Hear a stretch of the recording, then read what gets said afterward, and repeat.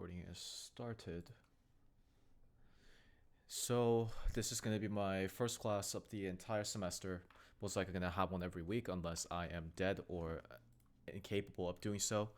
And it's just going to be based on early game just pre-game rituals, basically things that you do even before you start playing the game itself.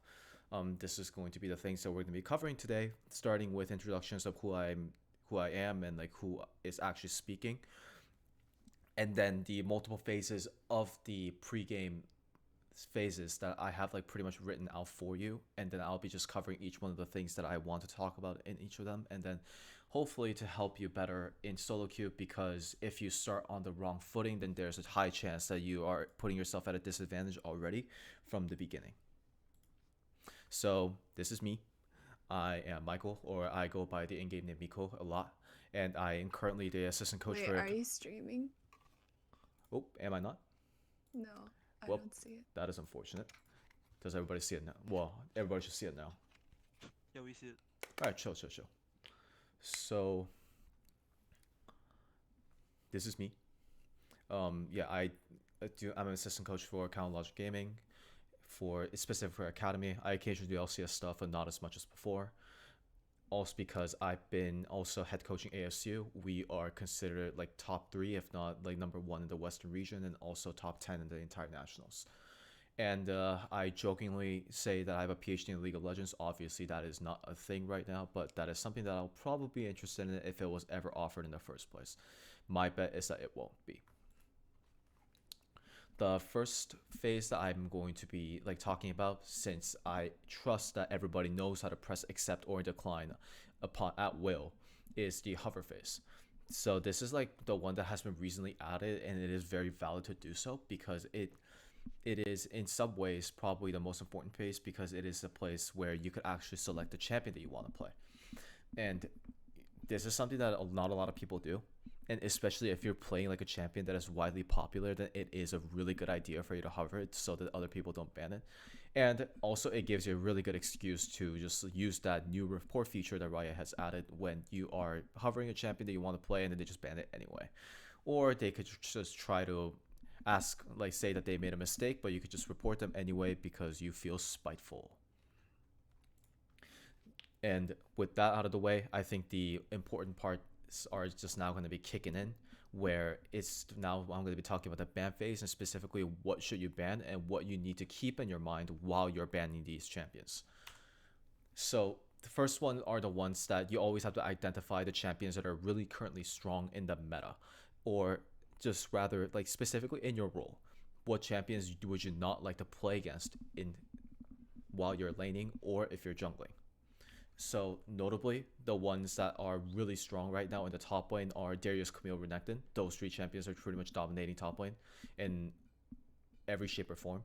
Malphite is up there, but it is not necessarily a champion that you would like to ban for the laning phase, but for later on. But if you want to have like a stable laning phase, then I highly recommend that you ban Darius. Jungle is actually very fostering right now. There's a lot of champions that are 53% plus win rate with relatively healthy pick rates, or above 5%, which is pretty much a pretty good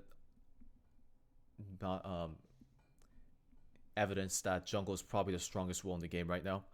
And I think these 5 champions are the ones that are performing the best in solo queue, at least Olaf, Talia, Karthus, and Udyr.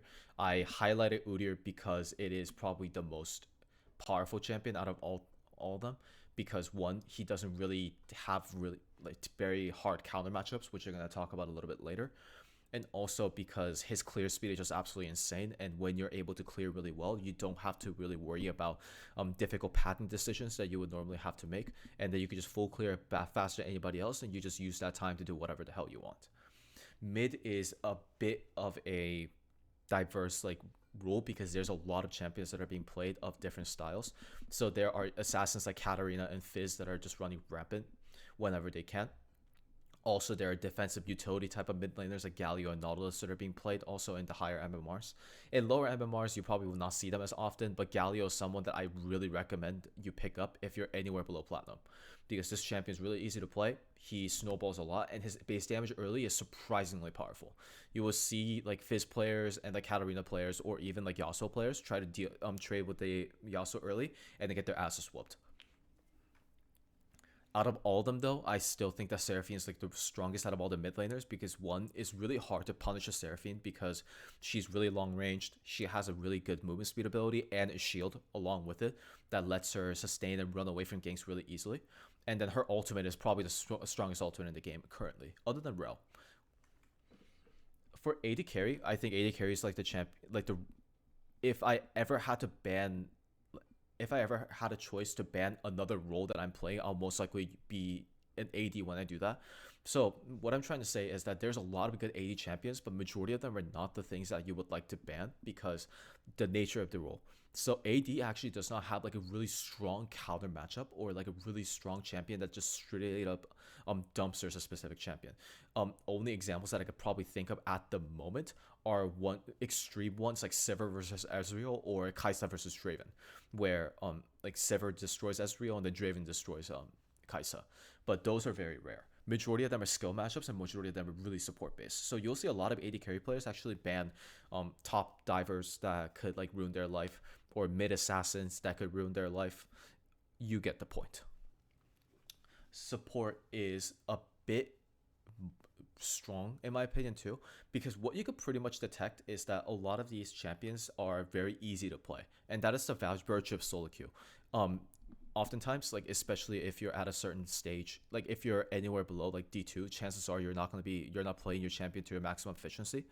So champions that are really easy to execute, someone that is really easy to pick up, are the ones that I strongly recommend that you play. So I recommend champions like Leona, Maokai, Rel. Seraphine's also really strong support because she is able to neutralize lane, like stop people from coming into her and your AD carry, and then you have your ultimate at the later stages with Moonstone, which is a very powerful mythic item right now. Then now, like this is what you have to think about right here, like the first part. If you're in the later stages of the draft, so let's say that you're like fourth picked or like fifth pick, because the reason why you'll ban these champions is because either you don't know how to play them or you want to play them, but you're scared that they're gonna pick it away from you, and you don't really have a strong counter pick. And this is when you these but like later, if you're in the upper hand prio list and like your first pick or second pick, then these are the things that you have to think about. If you want to play these strong champions, if you want to play these champions, then you have to think about the champions that really, really destroy you, because there's occasions for and opportunities for the enemy team to just pick those champions and then nullify your normally really strong power pick.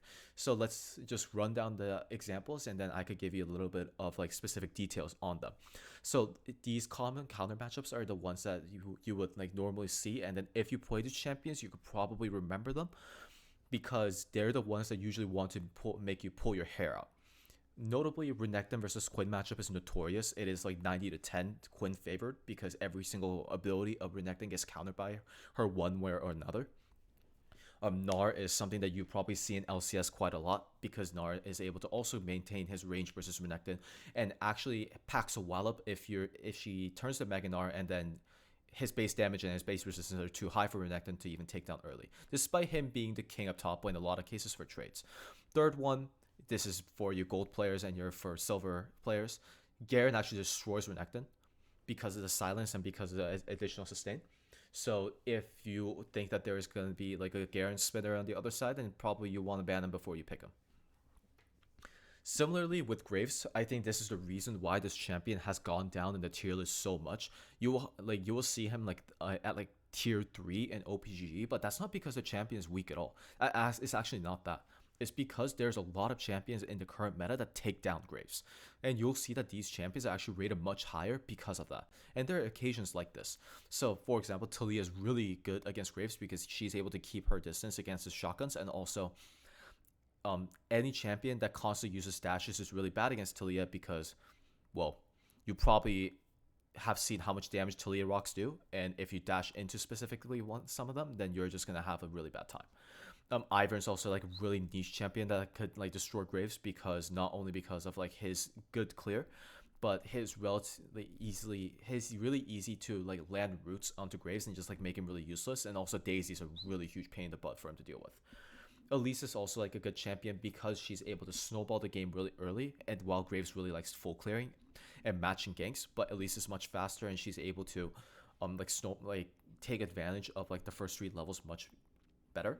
So she as archetypically counters Graves in that way. Katarina is also like a good example because she's someone that is frequently banned. But if you are to play Katarina, I recommend that you ban these 3 champions. Galio, because Galio is just really easy to play, and constant CC and lockdown is something that Katarina despises. Another thing that Katarina despises is getting outranged, which is what Anivia is exactly like capable of doing. And also like another thing that she suffers is when she constantly gets shoved in to her tower and she's forced to pick up CS and she's not allowed to roam. And Anivia does just that at the moment that she hits 6. And there's occasionally champions that just straight up out damage and out trade Katarina, like Fizz. So like you'll be banning these type of champions just to make sure that you have an easy lane, and then you're able to get your key items, and then you're just able to 1v9 the game. Kai'Sa's like a really interesting example in my opinion because she's a champion that is, when she gets really strong, she actually does not have bad matchups, but this meta is one that is a bit of a difference maker because there are bot laners that are not AD carries that are being played.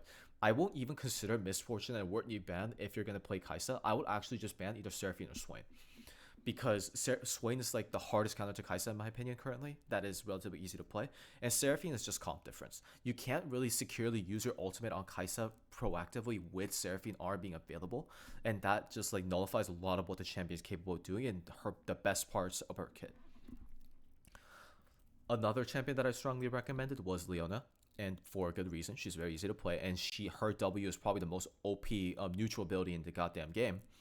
But she obviously has her counters. Thresh is like the most notable one because you could flay her E, and then that disrupts a lot of the things that she wants to do. Morgana is also a pretty cheesy one with Black Shield.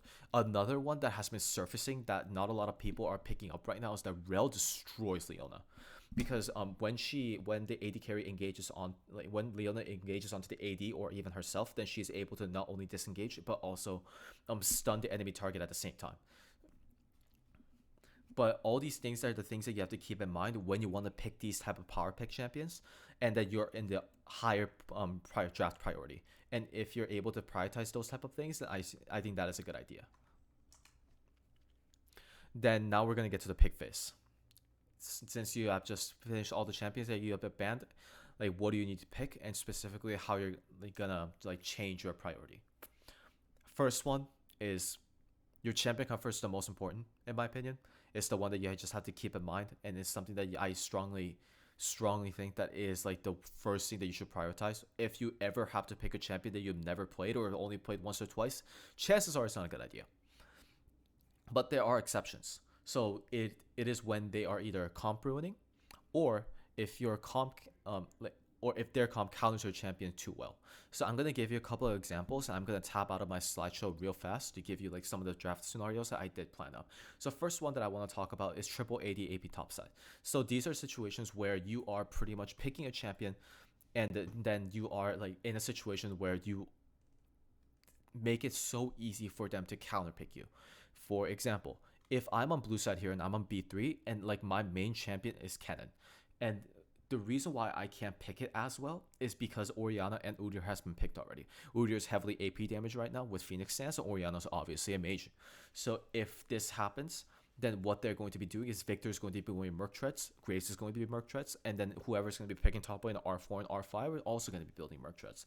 He's single-handedly making our composition much more difficult to play, and as a result, like not the best pick to think about. So this is when we have to look for an alternative AD pick to look at.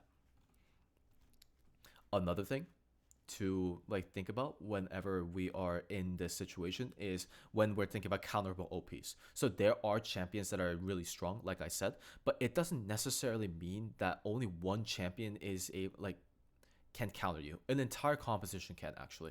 It's a good example. So you guys probably see B1 Graves a lot in competitive. But the reason why people stop doing this a lot is because the red team could do exactly this. Victor is a champion that does really well against Graves because when he is never allowed to use E aggressively, otherwise he just gets gravity field in front of his face and he just gets stunned. We talked about the Talia Graves matchup, so I will just skip that.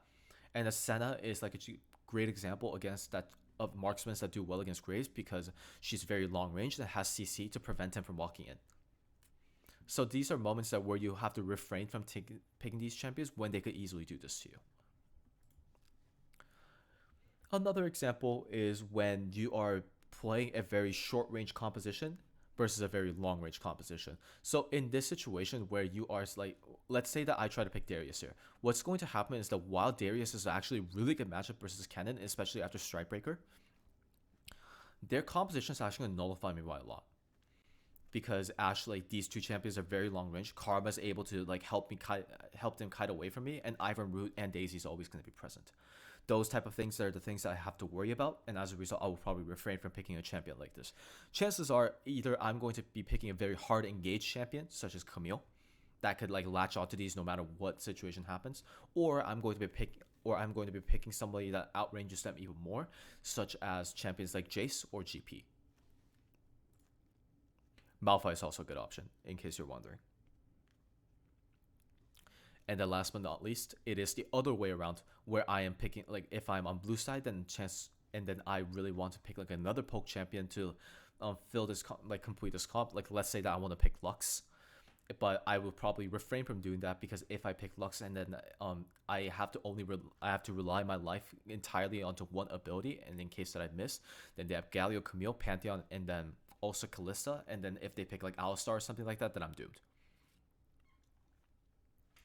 So these are the situations that you just have to think about. And the way that you think about it is by looking at the enemy composition and then thinking about what they do. And then we're going to be, like, this is going to be a connecting point from another topic that I'm going to be talking about very, very soon.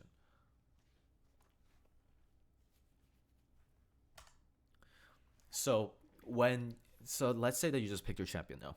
And now now the job is over, right? Nope. Like the actual game has started because now you have to pick your runes and you have to pick your summoners. When one of the things that a lot of League players fall into a trap for is people just look up really good like pro builds or u.gg or opgg, and then they just copy paste the builds that they get. Some websites even make it easier for us because there's like bliss.gg that helps us just import the builds themselves without even clicking clicking a button. But I really don't like that because there's a lot of things that you could do that lets you be really creative with certain champions. How many people actually knew that Pantheon is really good with Grasp, or Aatrox really good with Electrocute, or that Seth could actually go Face Rush or or Aftershock in certain situations, depending, even in bot lane or even top lane. There are a lot of things that you could actually experiment with. So, for example, the reason why you'll ever go Electrocute on Aatrox instead of Fleet or Conqueror is if you need to really win your early lane, and you need to snowball off of that because the enemy team comp is either too kite heavy or you can't hit them for too long for you to proc Conqueror. Similarly with Pantheon, you would go Grasp if the enemy is really good at trading against you early, so you could get Bone Plating and also Overgrowth for like a little bit additional tankiness throughout the lane. And you're also able to like trade really well because Grasp is also a very aggressive rune, in case you don't know about that. So these are all the circumstances that you need to think about, and if you're able to think about them, then you'll be able to adapt like this. And to mention a little bit of other champions, Seraphine, Aerie, and Comet is like the really wide conversation topic. You usually go Comet when you're only able to hit them once or twice, but if you're able to constantly harass the enemy team, I think Aerie is just a better option. Not only because you're able to constantly proc it, like I said, but also because you have a shielding ability, so Aerie enhances that to a certain regard. Guardian is a safe one to go for, especially if you're playing support, because the champion's weakness is that she could get ult in early, and in order to defend that, like prevent that from happening, then you have to take Guardian. I think one of the things that I will also want to talk about is a lot of people pay attention to keystones and key runes. I don't blame them. It is probably the most impactful and noticeable one yet, but you also have to think about the sub runes that you're able to carry along with these. So if I'm playing Aatrox and I need to win early lane, then I'm going to be scratching off Conqueror entirely. So I'm going to be thinking about Fleet or Electrocute. So I'm going to be going electrocute if I'm going to be able to play aggressively again, because I'm going to be able to use true shot, which lets me deal true damage every single time that I knock someone up in a constant interval. And Ravenous and Eye Collector are like relatively good early runes, versus Fleet, which I have to take Triumph, which requires me to kill someone for me to use it, and then the Alacrity runes or the Tenacity runes, which requires me to kill a lot of minions to do it. So there's actually very little usefulness in lane, and the only thing that I will be able to use really well is Last Stand or Coup de Grace, which are like consistent throughout the entire game. So I will be able to like use 3 really aggressive runes when I'm taking Electrocute versus 1 if I take Fleet. So if I want to really, really win the lane, then I'll take Electrocute. Same line of reasoning for like champions like Set, where if I need to like trade early, and if I want to like win out early, then I will be going Aftershock, because not only do I get insane resistances from the Keystone itself, but I get Bone Plating or even Second Wind with Thorn Shield, which is a very good combo for people that want to survive harassing lanes, to like constantly like regen my HP up, and then constantly look for trades. If they agree to the trade and I equalize, or even if I'm slightly behind, I still win because my regen is just so much superior. These are the things, and then the next thing is summer spell choice. I want to like talk about them like briefly, because I think I'm rambling a bit too much, but these are the ones that I just want to strongly recommend. Top lane, don't take Ignite. I keep saying this. I will continue to say this. Unless you're really good at top lane and then you don't make a single mistake, it is better for you to take a teleport just for the minion wave. Because you get kills doesn't necessarily mean that you're winning the lane. When you get a 20 CS lead, a 30 CS lead, or 40 CS lead, because you're able to crash the wave and the TP back is so much better, because eventually that's going to lead to 3 to 4 kills worth of gold, because you're going to be denying that much away from them. League is always a net positive, net negative game. It is not an we don't think about it in absolutes. Jungle is a little bit more interesting, because there has been a lot of people that are experimenting with not taking flash. Smite is obviously required. So there's a Karthus build that has been going around where you go exhaust, and you really have to think about whether or not the champion actually needs flash. So another example of a champion that does not take flash frequently is Graves, because Graves actually goes face rush, and if you get face rush, then you get Nimbus Cloak, which gives you a movement speed whenever you use a summoner spell. So if Graves takes Ignite or Exhaust or even Cleanse, then he's able to get that movement speed and then get pretty much kite out using his dash ability. Karthus vice versa, you'll never be flashing into the enemy team or flashing out. You'll either die or you'll just constantly hunt them down. So having that additional exhaust to like prevent dive targets from instantly killing you is always useful. Ghost is super situational. I think there's only 2 champions that I will probably even think of taking it. One's Udi or another is Hecarim. You could probably assume why. And mid is the most interesting for me, because we have to think about what teleport is really important for. I think this is something that I'm going to go into a little bit more detail, so I'll just go on it briefly. Teleport is something that you take if you want to have a lane advantage in terms of your item spikes and your wave manipulation. Defensive summoner spells such as Exhaust and Heal are good if you think that you are going to be in the later, like the worst end of the trade, or even Cleanse is really good. Often, like Exhaust is a really situational rune because it could also be offensive. Offensive runes such as Ignite and also Exhaust are good if you know that you're already going to win the trade, and you just need that additional kick to make sure that you win those mid lane 2v2s or 3v3s, depending on if the support roams. AD is really simple. You have to think about a thing called cleanse value, where you are looking at their champions and you're looking at the secure CCs. If they have like a Leona, if they have a Ornn, if they have a like an Amumu, then you definitely need to take cleanse. Cleanse value becomes very high, and actually they are trolling by picking that many CCs against a specific champion, because that means that you're able to nullify a bunch of them with just one summer spell. Keep it in mind that cleanse actually has one additional thing that a lot of people don't know about, that after you activate it, then it decreases the amount of crowd control that other like crowd control like actually has efficiency by a flat amount. So they can't even chain it that well, because even if they do chain it, it's going to last much less. If cleanse value is very low, then you just take cleanse. No, you just take heal.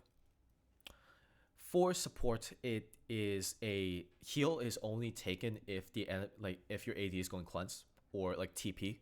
Teleport is something that you don't see a lot of ADs do, so I'm not gonna bother. Also, you're playing solo queue and not competitive, so there's even a lower chance that you take teleport. But it is always a debate between exhaust and ignite. Ignite is when you get kill pressure, exhaust is when you don't, and you want to be useful later on in the game because exhaust is generally more useful in teamfights than ignite.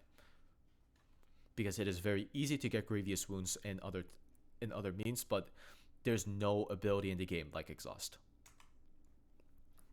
So after you're all done with all that, and the timer ticks down to 0, and now you're loading in, instead of going for water breaks or instead of going to the bathroom, these are the moments where you have to think about how the game is going to be playing. So these are the things that you have to think about. And I'm going to be giving you a basic timeline of the steps that you need to think. One is, are you a solo damage? It doesn't necessarily mean that if you're the only one that is dealing DPS. It could actually mean, are you the only source of damage of a specific category from your team?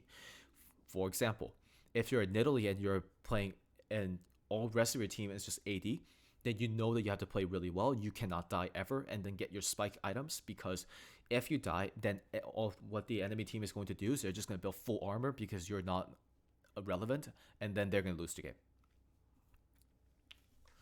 And then now, like, this is also something that I'm going to be touching in the future classes. Similarly, your early game, you're going to be thinking about matchups and then whether or not you get pushed, when you're going to get ganked, what important timers that you have versus theirs, and then you're going to be thinking whether or not I win in early, mid, and then late.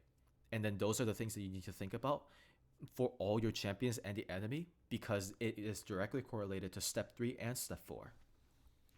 Step 3, you have to think about identifying your team's goals. If you're a team fight composition, then you need to group up and start taking objectives. If you're better at skirmishes, then you need to find some way to split them up so they get caught and then they overextend, and you can snowball games off of the numbers advantage. And then you got to do exactly that for the enemy team. The reason why you have to do it is because of the 5th step, which in my opinion is the most important. Because now you have to think about the priorities and strengths of each goals and whether or not yours supersedes theirs, or vice versa. If yours supersedes theirs, then your life is easy because all you have to do is execute your team goal, and then you should be able to win. But if it is circumstances like lie where your team goals is actually of lower priority because theirs is much more accented, one, you either fucked up in draft, or you just need to just try your best and try to win an unfavorable game. Or you could try to be creative and then try to like find some ways to win the game in another manner. And I think that is it for the first time. I actually just made it barely within 30 minutes, which is exactly what I want to do because I want to leave like at least 5 minutes open for questions. But yeah, if you liked what you saw today, then just like stick around for the rest of the semester because I'm going to try my best again to have something like this for every week. And eventually what's going to end up happening is I'm going to be like making this into a cumulative like class to where I'm going to be stacking one information over another for you guys. So if you stick around for longer, then I hope that it will be more helpful for you in the long run. All right, thank you, Michael. Yeah. I have a question. Yeah, what's up? So for ADCs, I see some people taking a TP. Yeah. Why is that? So TP is a rune that is very bad for AD carries in the mid game to late game.